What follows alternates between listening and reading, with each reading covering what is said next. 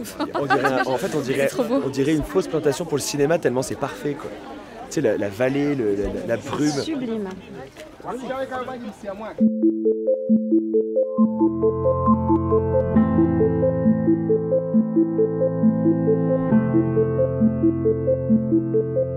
On voulait soutenir la reforestation, mais on voulait pouvoir expliquer aux gens ce qui se passait dans le monde réel.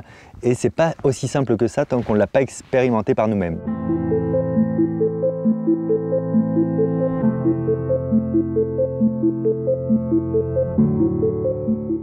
Alors la première chose qu'on a vue, c'est la pépinière, la nursery, c'est là où ils plantent les bébés arbres. C'était un truc hallucinant, parce qu'on a vu, dès en arrivant, des millions de jeunes pousses d'arbres.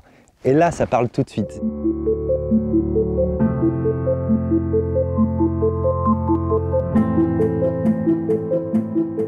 Ils ont des tout petits plants en fait qui foutent dans des petits pots de terre très compacts. Et c'est là qu'ils vont les faire pousser dans un premier temps, ils vont les faire atteindre une certaine taille. Ouais, en fait, tu poses le tube par terre et après, tu vois, tu tasses. Je crois que je le fais pas assez bien. Elles vont super vite. Et ben, on prend le tube en plastique, on vient y mettre de la terre, en bouchant le fond du coup. Ensuite, on va venir tasser la terre avec le bâton. Elle a dit c'était bien.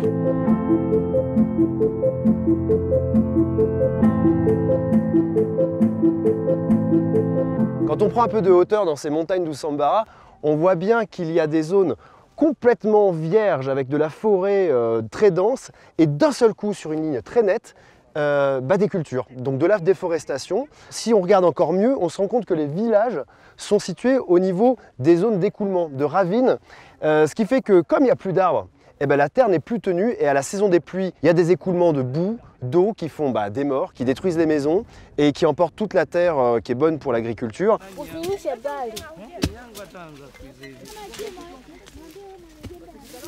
Ils essayent un maximum d'utiliser des essences différentes pour pas que ça soit à chaque fois dans la même lignée les mêmes arbres.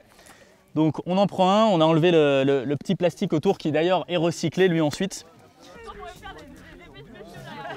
Et pour finir, chose importante, alors bien sûr il faut bien tasser, mais surtout la plante reste dans une espèce de cuvette comme ça, un petit peu en dessous du niveau du sol pour que l'eau reste là et qu'en saison sèche, ça reste un petit peu humide.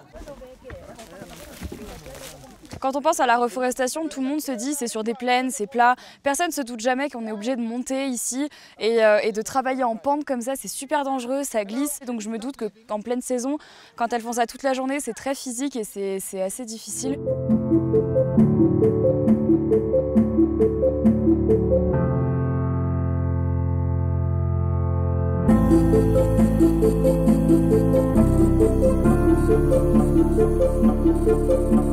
C'est pas parce que c'est en Tanzanie que ça n'a pas d'impact ailleurs. Au contraire, on partage tous le même air, le même oxygène.